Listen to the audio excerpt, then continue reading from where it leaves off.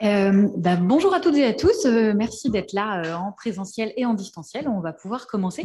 On va laisser Nadine Vivier commencer par introduire un petit peu et puis on remercie encore l'Académie d'agriculture de nous accueillir ce matin.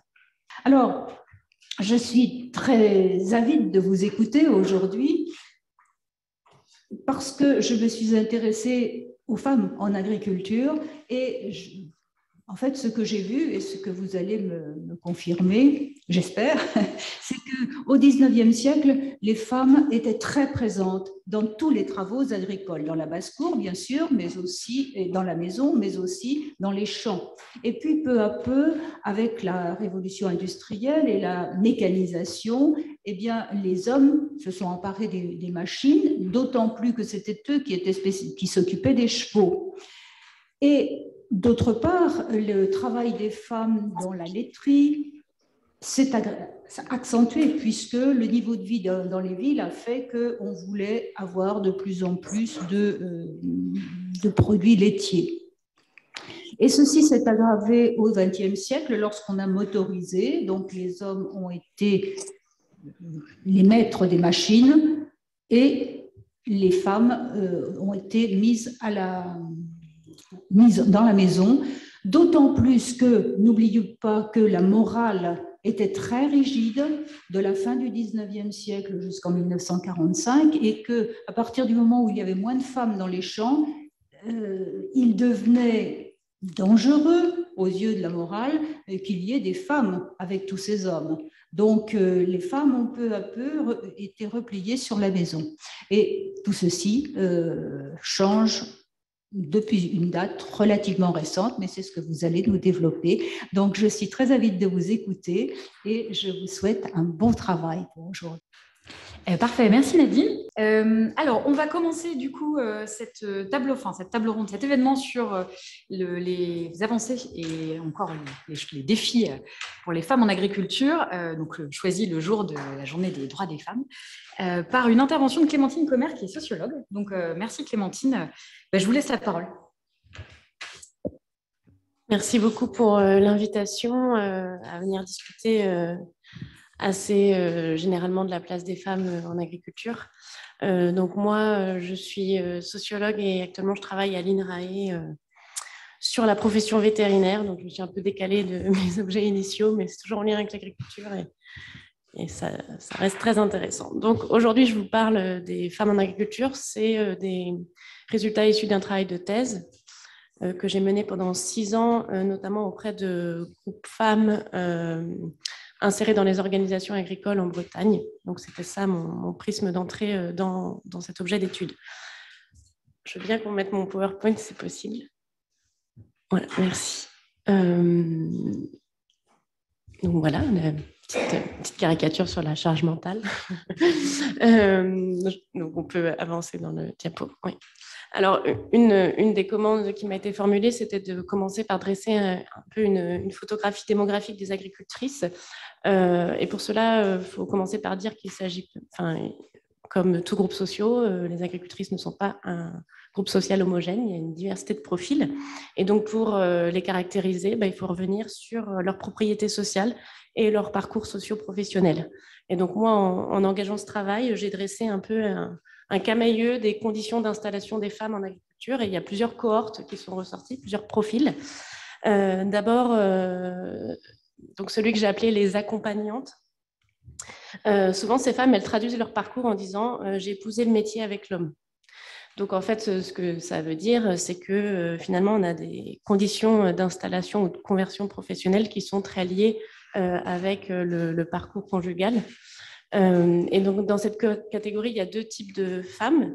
Il y a ce que j'ai appelé les désaffiliées, c'est-à-dire des femmes d'origine agricole, donc qui ont grandi dans une famille agricole et qui ont été écartées de la reprise, notamment parce qu'elles ont été encouragées à s'orienter vers des cursus et des apprentissages perçus comme plus compatibles avec leur qualité féminine et qui en fait s'installent ultérieurement une fois qu'elles rencontrent et se marient avec un agriculteur. Donc elles reviennent en seconde partie de carrière professionnelle. C'est aussi le cas de femmes non issues du milieu agricole. qui aussi s'installent du fait de la rencontre d'un conjoint ou d'une conjointe. Alors là, c'est intéressant de regarder justement les parcours socio-professionnels parce que l'adoption du projet du conjoint ne veut pas toujours dire adoption d'une posture de collaboratrice. Il peut y avoir des formes de socialisation au métier et d'appropriation à la fois des représentations de l'indépendance, mais aussi une acculturation au savoir technique, professionnel, etc. Souvent, ces femmes non issues du milieu agricole qui reviennent à l'agriculture par le projet conjugal, j'ai remarqué aussi qu'elles développaient beaucoup des projets individuels sur les exploitations, enfin un atelier individuel. Voilà pour cette première catégorie d'accompagnantes. Ensuite, on a ce que j'ai appelé les héritières ou les repreneuses. Donc, dans la catégorie d'héritières, il y a les repreneuses, donc celles qui ont été socialisées au métier en famille, donc qui ont hérité des savoirs, des compétences et du goût pour le métier, et donc qui du coup reprennent l'exploitation souvent à la suite des parents.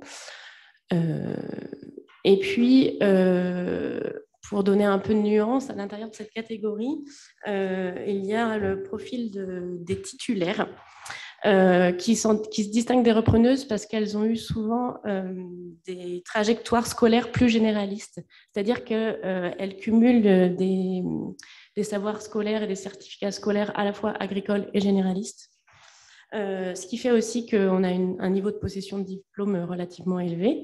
Quand on regarde leur parcours, on voit aussi des formes de décloisonnement social parce que c'est des femmes qui ont, par exemple, eu des expériences de vie citadine, qui ont pu vivre à l'étranger, qui se sont aussi départies de l'ancrage territorial et qui reviennent intérieurement sur l'exploitation familiale s'installer. Et puis, dernier profil, les bâtisseuses. Donc, ces exploitantes, elles ont pour caractéristique de s'installer seules et donc aussi d'avoir bravé un certain nombre d'épreuves explicites ou implicites qui continuent de jalonner le parcours d'installation individuelle des femmes.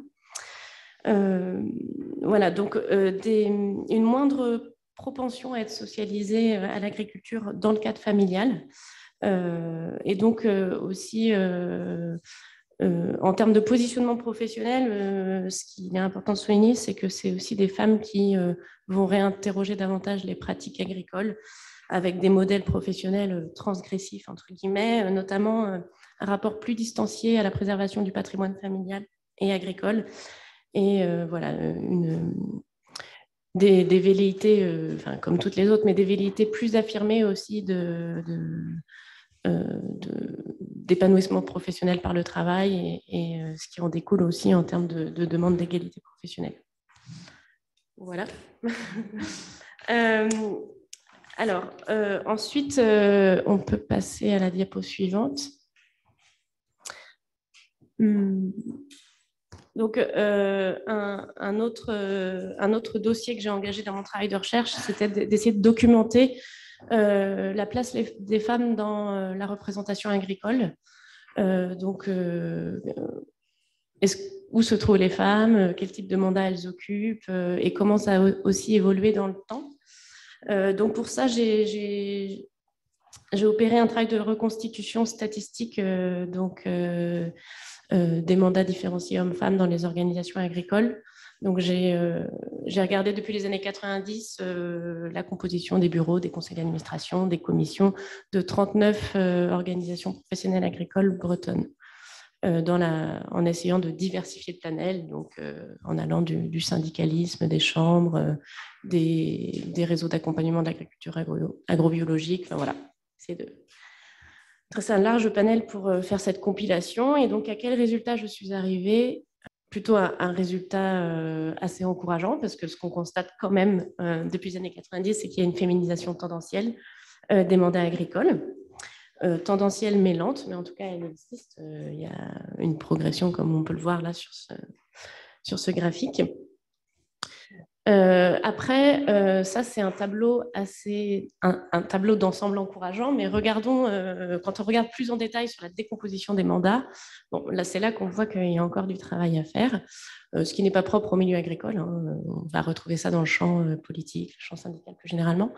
Alors, on peut aller sur la diapo d'après. Donc, sur le plan de la représentation professionnelle, ce qu'on constate, c'est que déjà la prise de mandat des femmes est plus versatile. Alors, ce que j'ai constaté, c'est que finalement, donc, si on prend de la hauteur de vue, on voit qu'il y a une féminisation tendancielle. Mais en fait, si on prend organisation par organisation, on se rend compte que cette féminisation, elle est très discontinue. Il peut y avoir des pics de féminisation, et puis ça s'arrête, et puis ça reprend, etc. Donc, il y a un ensemble de facteurs qui l'expliquent. Moi, ce que j'ai pu, en mettant ces chiffres aussi en regard des entretiens que j'ai faits avec les femmes engagées, voilà, ce qu'on me mentionnait, c'était des formes d'épuisement aussi, d'épuisement militant, avec des formes de désengagement plus rapides. On constate généralement que les femmes, il y a plus de femmes qui ne font qu'un mandat, par exemple, qui ne renouvellent pas leur mandat, parfois avec des formes d'exit assez silencieux, c'est-à-dire que c'est assez peu interrogé par les organisations agricoles elles-mêmes. Ce qu'on va voir aussi, c'est que finalement, en termes de valeur absolue, cette féminisation, elle ne veut pas dire plus de femmes, c'est-à-dire que c'est souvent les mêmes femmes élues dans une multitude d'organisations agricoles, ce qui aussi ce qui est aussi le cas des hommes, hein, mais c'est encore plus prononcé quand l'effectif de base est réduit. Et du coup, c'est aussi ça qui participe à l'épuisement militant. Voilà, on peut aller à l'autre diapo. Ensuite, bon là, c'est des choses assez classiques. On dit que souvent, quand on regarde les carrières des femmes dans la représentation, dans les instances de représentation, elles sont soumises à un double processus qu'on appelle le plafond de verre et la paroi de verre. Donc le plafond de verre, c'est finalement une surreprésentation des femmes dans ce que j'appelle les échelles locales, ou en tout cas les premiers échelons de l'engagement. Et puis, plus on monte dans les seuils d'engagement départementaux, régionaux, nationaux, etc., moins elles sont présentes. Donc ça, c'est des choses qui se vérifient quasiment pour toutes les organisations près desquelles j'ai enquêté. Donc là, c'était un exemple de crédit agricole. On voit bien que sur le plan des administrateurs locaux, il y a une féminisation loin d'être négligeable. Et puis, plus on monte dans l'échelle des mandats, moins elles sont présentes, jusqu'à être absentes. Ensuite, il y a une division sexuée horizontale. Donc, c'est plus là ce qu'on appelle la paroi de verre. On peut aller à la diapo suivante. En fait, on se rend compte que les femmes sont plus présentes dans certains types de mandats. Alors, c'est sans jugement de valeur, mais disons que la considération d'un mandat, elle n'existe pas en soi, elle est liée à une échelle de légitimité qui existe dans l'espace de la représentation agricole. Donc, si on a un mandat comme présidente de la FNSEA, ça n'a pas la même valeur que quand on a un mandat de présidente de Bienvenue à la ferme, par exemple. Donc, il y a une échelle de valeur et qui est liée aussi à une répartition genrée de ces mandats. On va retrouver les femmes plutôt dans ce que j'appelle les petits mandats, avec des guillemets, c'est-à-dire les mandats à caractère sociaux, territoriaux ou qui valorisent des filières de niche. Tandis qu'elles vont être quasiment absentes des mandats dits prestigieux, notamment dans les organisations syndicales et économiques. Alors, je pense que l'exemple le plus symptomatique, c'est la place des femmes dans les coopératives agricoles, voilà, où il y a encore vraiment une sous-représentation, alors que c'est quand même des instances décisionnelles et de poids dans la direction des filières qui est loin d'être négligeable. Donc là, c'est encore une illustration un peu du fléchage genré des compétences. Donc, on voit que même quand elles ont des mandats, comme administratrices dans des conseils d'administration ou des bureaux, ensuite, les types de commissions vers lesquelles elles sont fléchées, on retrouve cette logique un peu classique. On va mettre les femmes au tourisme, aux relations humaines, à la formation, à la communication. Voilà, donc elles sont beaucoup moins fléchées sur des objets considérés comme techniques, politiques. Donc là, tout cela s'explique et le produit de différents facteurs sociaux. Il y a des causes qu'on peut dire exogènes ou matérielles, c'est-à-dire que finalement, cette position dominée des femmes dans la représentation agricole, elle est liée aussi à leur position dominée dans d'autres espaces sociaux, notamment au travail et en famille. parce que voilà, là aussi, les statistiques le prouvent, et a fortiori en agriculture, la responsabilité des tâches domestiques et parentales incombe encore massivement aux femmes, ce qui fait que une prise d'engagement, ça va entraîner des tensions entre les sphères de vie, le besoin d'une organisation millimétrée de son quotidien, parfois des tensions vécues assez subjectivement. Il est encore quand même moins socialement autorisé des hommes qui contraignent leur emploi du temps pour se dédier à la participation aux tâches liées aux domestiques, à la maison, aux responsabilités parentales. Donc ça, c'est les facteurs exogènes, mais il y a les facteurs endogènes ou organisationnels, c'est-à-dire que c'est lié au fonctionnement des organisations aussi elles-mêmes. Alors là, c'est des choses aussi assez connues sur comment se construisent les carrières dans ces organisations. D'abord, on a un système d'avancement qui passe par une obligation implicite de se rendre très disponible et donc aussi d'accepter le cumul des responsabilités. Donc l'engagement devient très vite chronophage. Et je pense que dans le monde agricole, c'est assez édifiant parce que c'est une profession qui a le mérite de s'être dotée d'une pluralité de structures dans lesquelles elle s'est engagée. Voilà, ce qui est en termes d'autonomie de la profession et de choix dans les objectifs que se donne la profession, c'est très intéressant, mais c'est assez tentaculaire. C'est-à-dire que quand on commence à mettre un doigt dans l'engagement, on se retrouve très vite sollicité pour un nombre très large de mandats. Ce qu'on peut voir aussi, c'est que la progression hiérarchique dans les mandats, elle opère par logique d'interconnaissance, de cooptation. Il faut donc se faire connaître, être visible. Et donc, ça se passe aussi beaucoup dans des espaces informels, dans le en dehors des réunions, auxquelles les femmes participent moins parce que justement, elles ont les responsabilités dont je vous ai parlé précédemment. Et puis, je pense qu'il ne faut pas négliger aussi l'effet censurant d'un environnement militant qui demeure empreint de sexisme. Voilà, les petites remarques désobligeantes, etc. Ça participe aussi d'une forme d'épuisement, de découragement. Voilà. Troisième facteur, c'est, on va dire, un ensemble de représentations symboliques et culturelles. On a une image de ce qu'est un bon dirigeant agricole. Je dis bon dirigeant parce que souvent c'est associé à des attributs plutôt masculins, l'ambition, le tonisme, le charisme, la hauteur de vue, mais aussi la possibilité un goût pour le débat, une capacité à trancher les litiges, etc. Donc je ne dis pas que les femmes ne peuvent pas se retrouver dans ces attributs-là, hein. Je dis que c'est quand même socialement plutôt distribué de manière inégalitaire entre les hommes et les femmes. Et c'est aussi lié à nos socialisations différenciées plus généralement. Mais du coup, ces attendus du bon dirigeant dans lequel les femmes se retrouvent moins, parce qu'elles y sont moins socialisées, ça a des effets là aussi sur finalement trouver que le costume est plus ou moins ajusté à sa taille.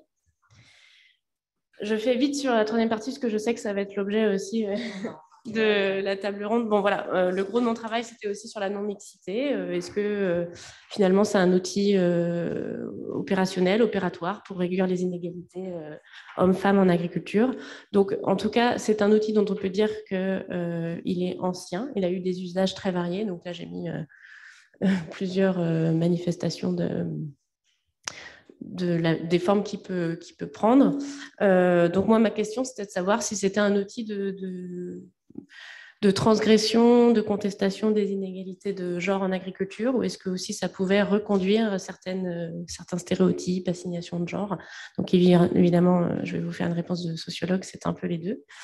En tout cas, ce que je peux dire, c'est que ça a quand même... à mon avis, si c'est un outil qui perdure aujourd'hui, c'est qu'il y a encore de la validité. Et pour les femmes que j'ai interrogées qui y participent, c'est vraiment des espaces importants et qui ont plusieurs vocations. Ça va être celle d'être des groupes d'être des groupes de pression à l'égalité. S'il n'y avait pas eu les commissions femmes syndicales dans les années 70, je pense que la réflexion sur l'acquisition d'un statut pour les femmes sera encore lettre morte. Donc, c'est aussi des espaces où se construisent un ensemble de revendications pour atteindre un niveau d'égalité professionnelle. professionnelle. C'est aussi des espaces qui permettent d'affirmer une identité professionnelle, de construire un réseau de sociabilité, notamment pour celles justement qui ne sont pas autochtones, justement qui viennent au métier par la rencontre d'un conjoint, etc., et qui n'ont pas le capital social. Enfin, le fait d'être une femme du coin, etc., qui n'ont aussi pas de groupe de pairs professionnels au moment de l'installation. Et ces espaces-là peuvent aider à se sentir bien dans le métier, à rencontrer des homologues. C'est aussi des espaces parfois de rattrapage de défauts de formation professionnelle, parce que dans la formation professionnelle, il y a ce qu'on apprend à l'école, que les femmes peuvent apprendre comme les hommes, mais il y a aussi beaucoup de choses qui s'acquièrent en pratique par la connaissance du milieu, etc. Donc, c'est aussi des espaces où on peut comprendre les logiques foncières ou comment l'entre-soi agricole local fonctionne, ce qu'on ne nous apprend pas à l'école directement.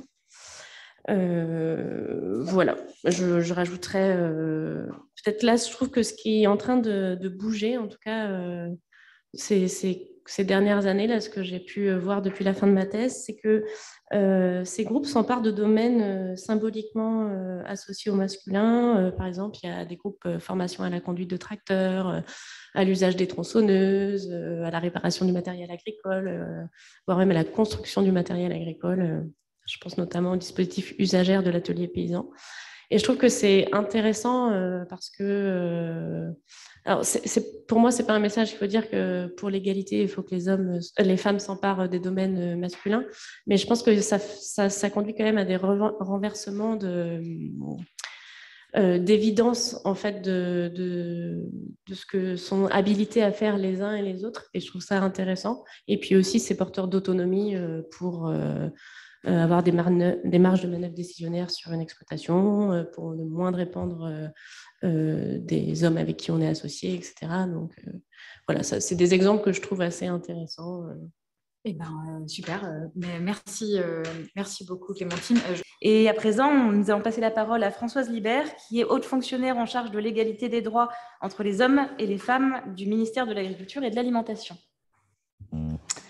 Oui, bonjour. Je vous remercie de m'avoir invitée et d'avoir organisé surtout cette table ronde en cette journée du 8 mars, qui est la journée des droits des femmes et qui, sur le volet des agricultrices, est particulièrement importante parce qu'on peut considérer que dans la plupart des catégories socio-professionnelles, l'égalité des droits entre les hommes et les femmes est acquise depuis un certain temps.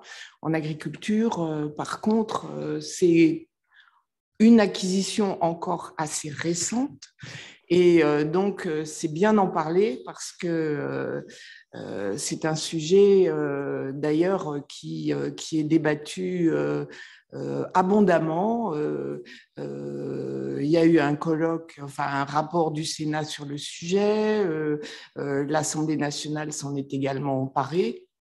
On voit que avec ce qui se passe en agriculture actuellement et le renouvellement nécessaire des générations d'exploitants agricoles, s'intéresser aux femmes qui travaillent dans ce métier et voir pourquoi le nombre de chefs d'exploitation stagne depuis une bonne dizaine d'années, autour de 25%, c'est intéressant pour débloquer un peu cette situation et aider les femmes à s'installer en agriculture. Alors, je ne vais pas redire tout ce qui vient d'être dit, mais qui est complètement intégré dans la réflexion qu'on mène sur l'égalité femmes-hommes en agriculture. Il est réel que les femmes ont toujours beaucoup travaillé en agriculture. Par contre, leur statut est récent. Il est bien acquis grâce aux revendications que des groupes de femmes ont portées. Et donc, je voulais, en commençant la présentation, vous resituer un peu ma position au sein du ministère de l'Agriculture pour traiter de ce sujet de l'égalité entre les femmes et les hommes. C'est une politique interministérielle qui vise certes l'égalité des droits, mais on est dans un pays où l'égalité des droits est bien avancée. Et la chose sur laquelle on s'attache tout particulièrement, c'est l'égalité des chances. Parce que les droits existent, mais comme Clémentine Commer vient de vous le dire de manière extrêmement subtile, ce n'est pas parce que les droits existent que les faits suivent. Et en fait, c'est ça, c'est repérer quels sont les leviers qui vont débloquer la situation pour que cette égalité des droits qui existe dans la plupart des cas puisse se concrétiser par une égalité réelle. Et donc, l'objectif de cette politique, c'est bien évidemment de regarder si les droits sont égaux partout, mais aussi de lever tous les obstacles à l'égalité des chances réelles. Donc, cette politique est impulsée par la ministre chargée de l'égalité entre les femmes et les hommes. Et dans chaque ministère, donc un ou une haute fonctionnaire relaie cette politique. Et mon rôle est de proposer au ministre une feuille de route ministérielle spécifique, de l'animer, de la coordonner, de suivre son évolution au fil du temps. Les moyens d'action dont je dispose sont à la fois multiples et pas toujours faciles à lever. C'est parfois modifier le droit carrément, hein, et donc je vous donnerai quelques exemples de modifications du droit récentes qui étaient là pour rétablir des inégalités réelles. Mais aussi, lorsqu'on suit et qu'on analyse un certain nombre d'indicateurs ciblés, on s'aperçoit que même si le droit existe, donc l'égalité réelle ne suit pas. Et donc, il faut à ce moment-là identifier les leviers, comme je vous le disais, et la partie communication est essentielle. Communication, l'information, la formation aussi, pour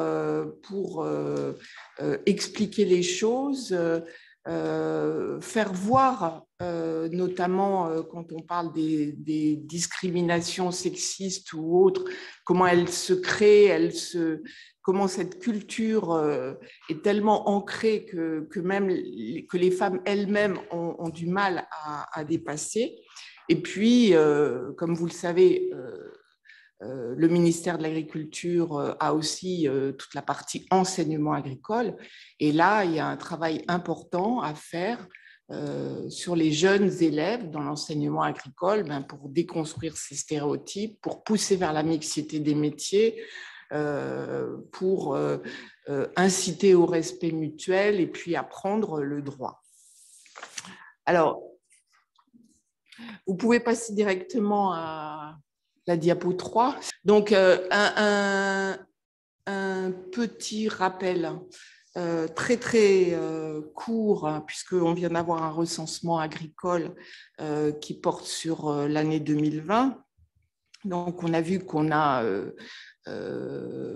moins de 400 000 exploitations agricoles, hein, 389 000 exactement, et 26% d'entre elles ont une femme qui est chef d'exploitation, co-exploitante ou associée active dans l'exploitation.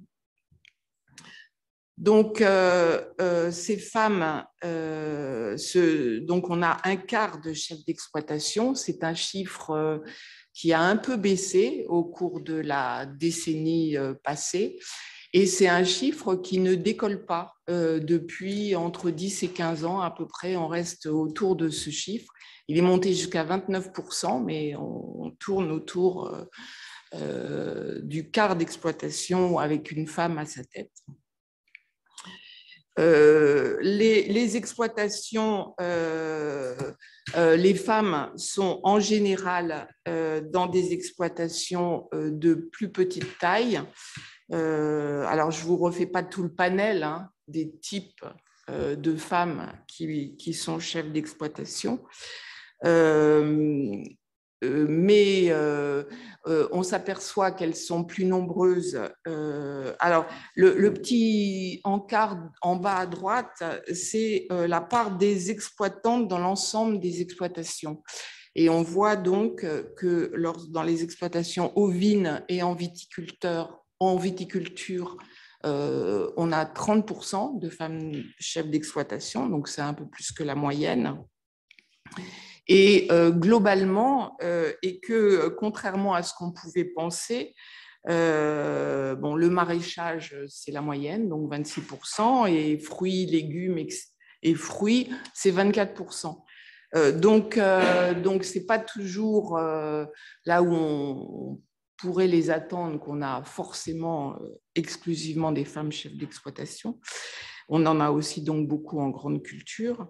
Et le petit graphe de droite, je vous le mets parce que c'est justement ce type de particularité sur lequel il faut faire attention pour voir comment le droit s'adapte ou pas aux femmes dans un métier. Et en l'occurrence, on constate que la moitié des femmes s'est installée avant 35 ans et 25% après 45 ans, alors que chez les hommes, on a 80% des hommes qui s'installent avant 35 ans et seulement 6% après 45 ans.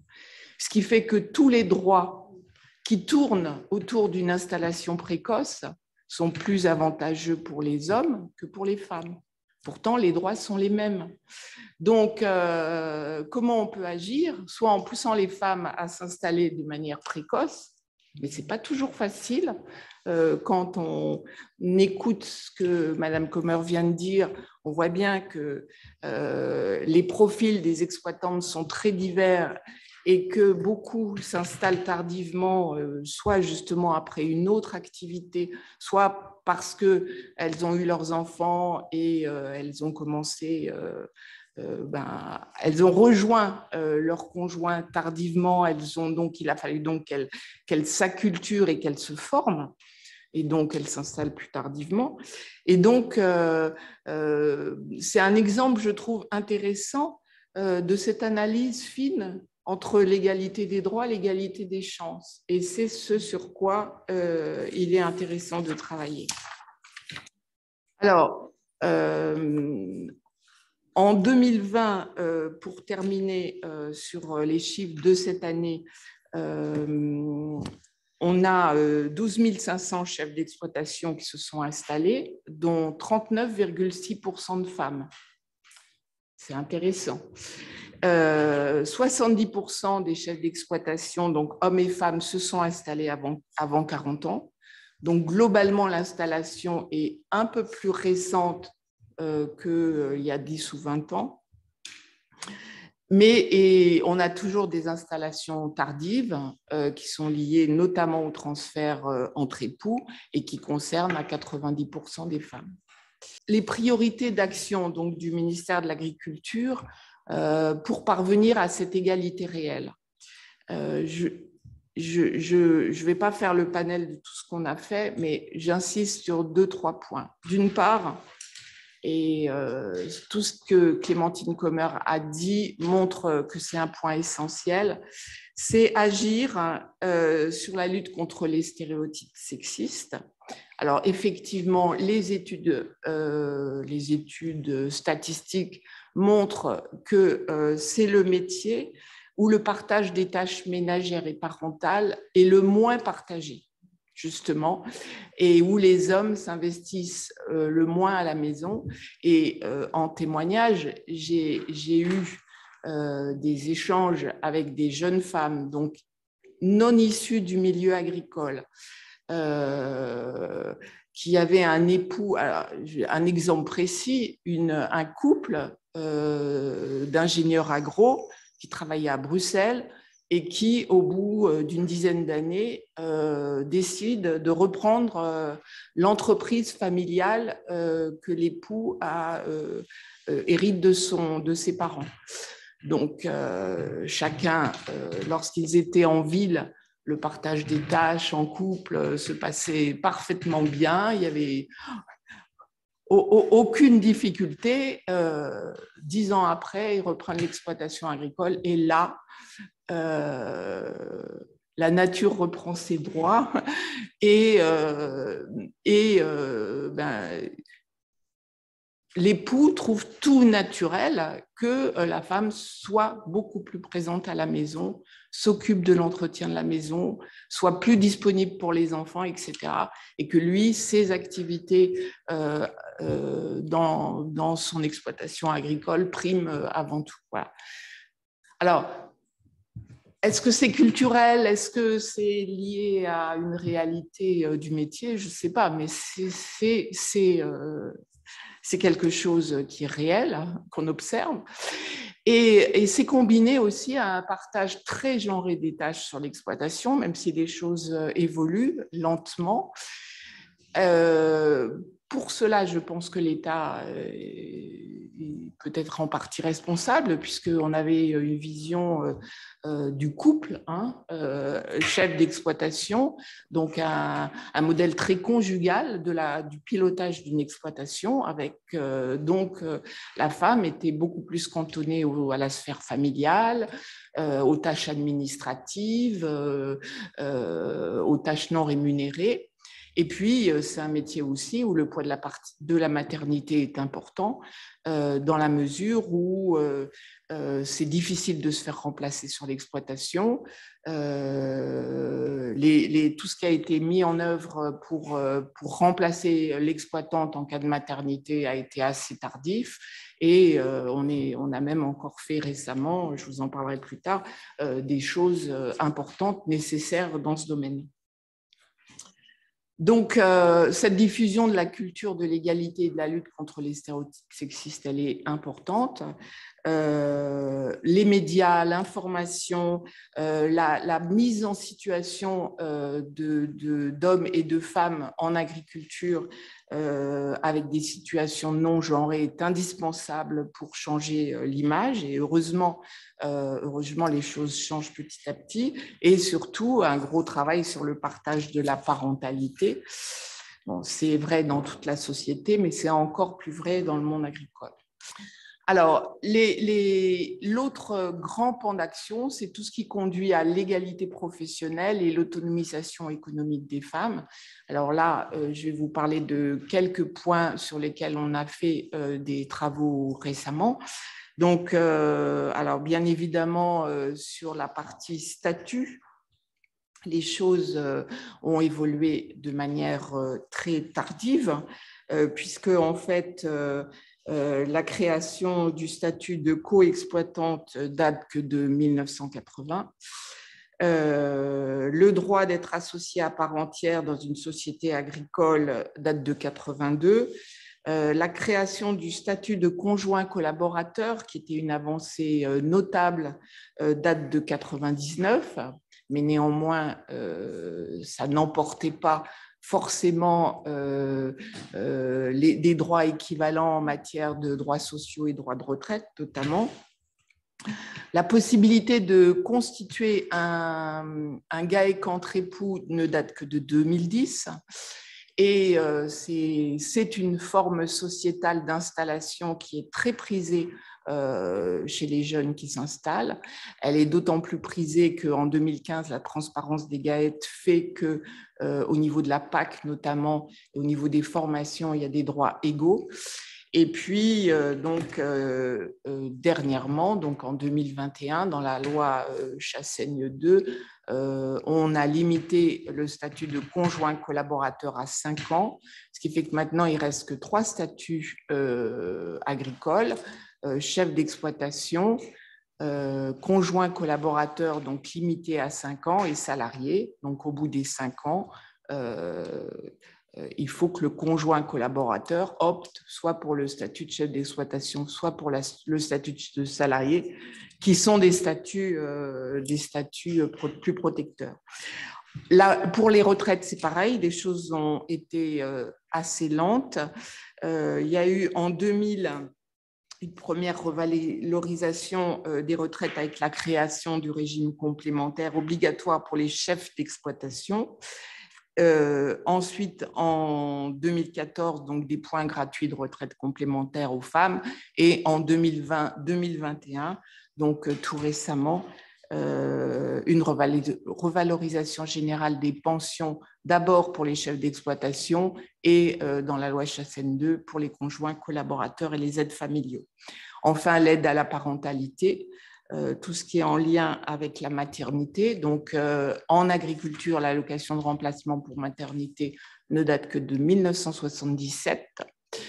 Et donc récemment, cette allocation de remplacement pour maternité est prise en charge totalement, puisqu'il restait, il y avait un reste à payer pour les charges sociales qui, pour certains couples, était trop important.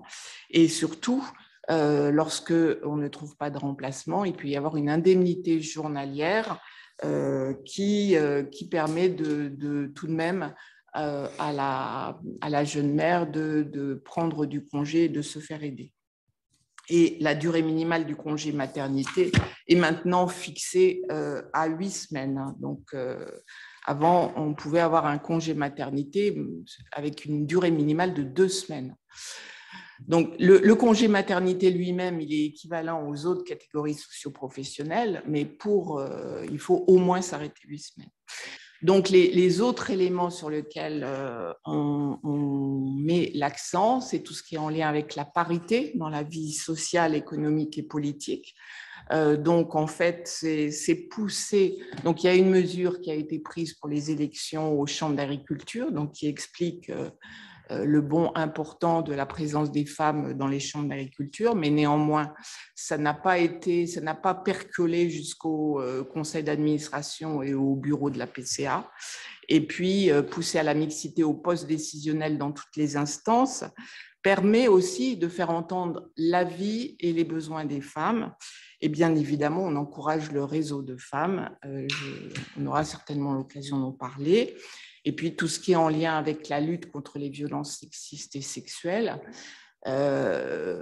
C'est une profession où il y a une part d'isolement, où on est donc à la fois en couple, en famille et sur le lieu de travail de manière continue. Et donc, l'identification des victimes, la prévention, l'information, l'entraide associative sont des éléments indispensables pour les femmes et pour les enfants qui pourraient être dans une famille où il y a des problèmes de violence. Voilà. Donc, c'est les éléments essentiels sur lesquels on travaille, notamment dans le domaine agricole. Très bien, merci beaucoup à toutes les deux, à tous les trois, pour ces présentations extrêmement intéressantes. Retrouvez l'actualité de l'AFJA sur www.afja-asso.fr.